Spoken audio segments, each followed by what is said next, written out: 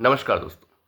Congress party हो चाहे दूसरे विपक्षी दल हों या बहुत सारे वकीलों से लेके बहुत सारे विश्लेषक बुद्धिजीवी बहुत सारे हैं भारत के अंदर।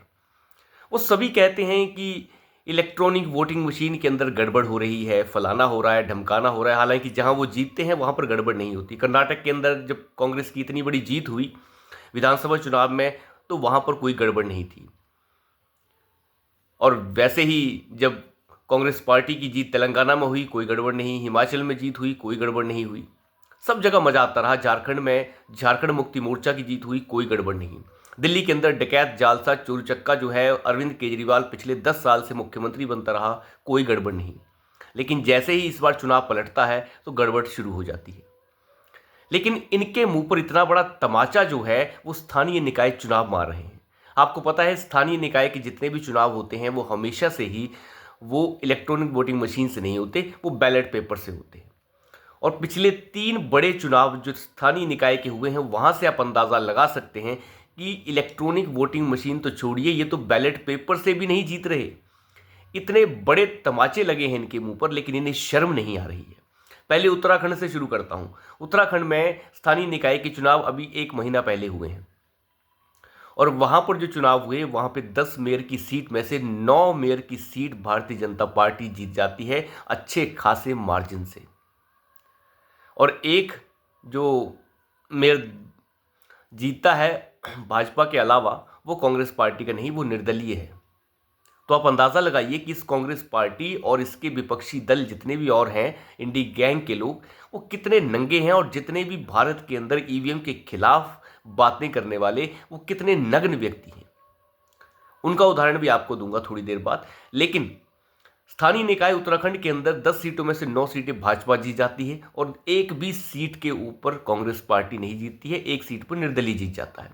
छत्तीसगढ़ में 10 सीटों में से, वहां पर भी स्थानीय निकाय मेयर के 10 सीटें हैं, 10 में से 10 भारतीय जनता पार्टी जीत जाती है। आप यहां पर आ जाइए। अभी एक दिन पहले हरियाणा के स्थानीय निकाय चुनाव हुए। हालांकि हरियाणा के विधानसभा चुनाव भी अभी कुछ दिन पहले ही हुए हैं, 2 4 5 महीने गुजरे होंगे। तब ये बार बार कहा गया कि भाजपा ने गड़बड़ की है, क्योंकि हरियाणा के लोकसभा चुनाव के दौरान हरियाणा में 5 सीटें जीती थी कांग्रेस पार्टी और 5 ही जीती थी भाजपा।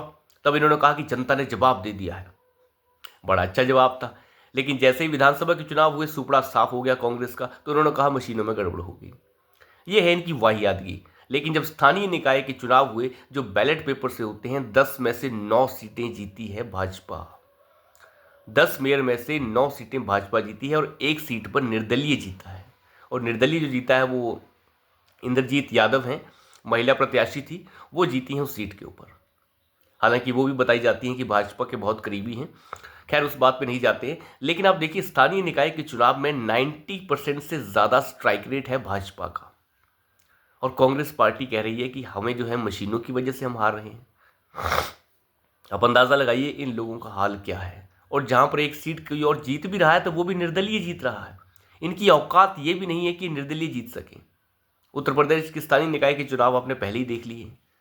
तो अंदाज़ा लगाइए कि क्या इलेक्ट्रॉनिक वोटिंग मशीन से ये जीत रहे हैं, ये तब भी हार रहे हैं। 4 जून 2024 को जब नतीजे आए और भाजपा 240 सीटों तक सिमट गई, हालांकि एनडीए जो है वो 292 तक चला गया, लेकिन भाजपा की ही बात कर लेते हैं। भाजपा जो है वो 240 सीटों पर रुक गई।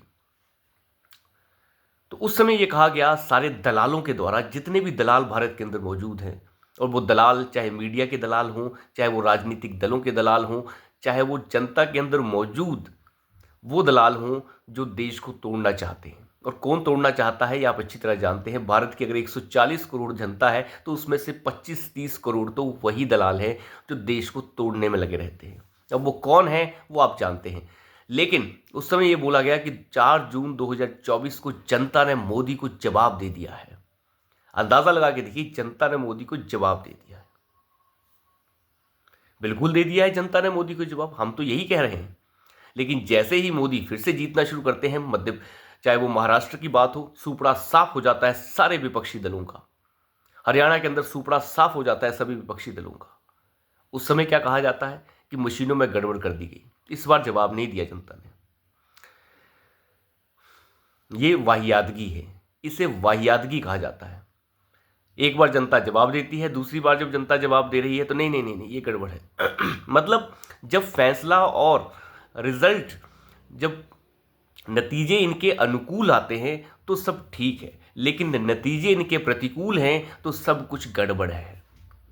और ये बातें बिल्कुल छोटे बच्चों वाली हैं, कोई मतलब कोई मायने नहीं है इन बातों की। ईवीएम के ऊपर सुप्रीम कोर्ट कई बार ये कह चुका है कि दोबारा इस मामले को हमारे पास लेके मत आना, क्योंकि इसमें कुछ नहीं रखा है। फालतू की बात तो कोई भी कर सकता है, लेकिन पाकिस्तान के अंदर क्या हो रहा है ये बड़ा जरूरी है सुनना। पाकिस्तान में आपको पता है बलूचिस्तान लिबरेशन आर्मी ने एक ट्रेन को हाईजैक किया। एक बड़ी लंबी चौड़ी ट्रेन है जो क्वेटा से चलकर बहुत दूर तक जाती है, पाकिस्तान के काफ़ी हिस्सों को कवर करती है। लेकिन उस ट्रेन, जो लाइफलाइन ट्रेन भी कही जाती है बलूचिस्तान की, जो जोड़ती है उसे पाकिस्तान के साथ, उसे हाईजैक किया गया। कहा जाता है उसमें लगभग 500 से ज़्यादा पैसेंजर्स हैं और ज़्यादातर पैसेंजर्स जो थे उन्हें छोड़ भी दिया गया है, जो बलोची पैसेंजर्स थे उन्हें छोड़ दिया गया है। और ये भी कहा गया है कि उसके अंदर लगभग 100 से ज़्यादा आर्मी पर्सनल्स हैं और वहाँ के सिक्योरिटी इंटेलिजेंस के जो लोग हैं वो भी उसके अंदर हैं। देखिए, बलोच लिबरेशन आर्मी पिछले कई सालों से काम कर रही है। कई साल क्या कहें आप, कहीं पिछले 70 सालों से। पाकिस्तान का हिस्सा नहीं है बलूचिस्तान, और ना कभी भारत का वो हिस्सा रहा भी है। जब भारत संयुक्त भारत हुआ करता था तब भी वो भारत का हिस्सा नहीं होता था। मेरी एक वीडियो है बहुत पुरानी, लगभग 3 साल पहले, आप उसे देख सकते हैं कि बलूचिस्तान एक्चुअली है क्या और वो था क्या।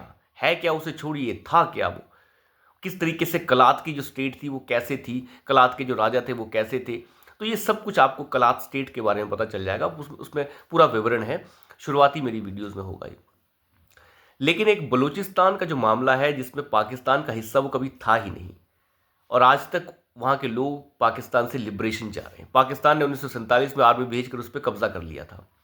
अगर वो भारत का हिस्सा होता, संयुक्त भारत का, और मना करता अंदर शामिल होने में, तब तो बात भी थी। लेकिन वो था ही नहीं हमारा कभी हिस्सा, हम उसे क्यों लेने लग जाए। वो एक अलग स्टेट थी, अलग काम करती थी, जो पाकिस्तान उस समय के संयुक्त भारत और अफगानिस्तान के बीच का स्टेट है। लेकिन बलूचिस्तान आर्मी ने जिस तरीके से ये सामने आकर साफ कहा है कि हमें आज़ादी चाहिए, हम चाहते हैं कि चीन यहाँ से बाहर निकले, पाकिस्तान यहाँ से बाहर निकले। शब्दों पे थोड़ा गौर कीजिए। चीन यहाँ से बाहर निकले, जो सीपैक के तौर पर वहाँ पर है, चाइना पाकिस्तान इकोनॉमिक कॉरिडोर बना रहा है। चीन यहाँ से बाहर निकले, पाकिस्तान बाहर निकले। बलोच लिबरेशन आर्मी के लोगों ने खुद वीडियो जारी कर ये साफ कहा है कि जिनपिंग यहां से बाहर निकलें।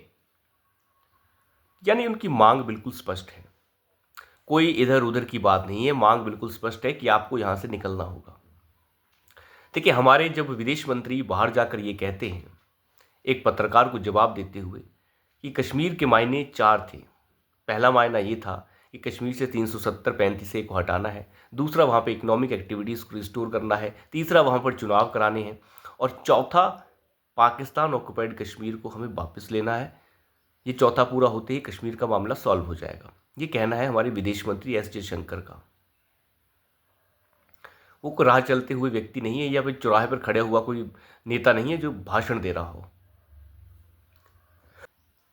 एस जयशंकर की बातों के मायने हैं। और बलूचिस्तान के अंदर, पाकिस्तान के अंदर जो लोग मारे जा रहे हैं आजकल, पाकिस्तानी घुसपैठिए टाइप के लोग या फिर आतंकवादी, सब सुनियोजित हो रहा है। बलूचिस्तान में जो ड्रामा हो रहा है वो भी सुनियोजित है। कहीं ना कहीं भारत के हित उसमें है। आने वाले वक्त में हम देखेंगे कि कैसे बलूचिस्तान में आगे के स्टेप्स होंगे, क्योंकि टूटता पाकिस्तान ही उभरता भारत हो सकता है। शब्दों पे जाइए। तो अभी के लिए इतना ही। धन्यवाद।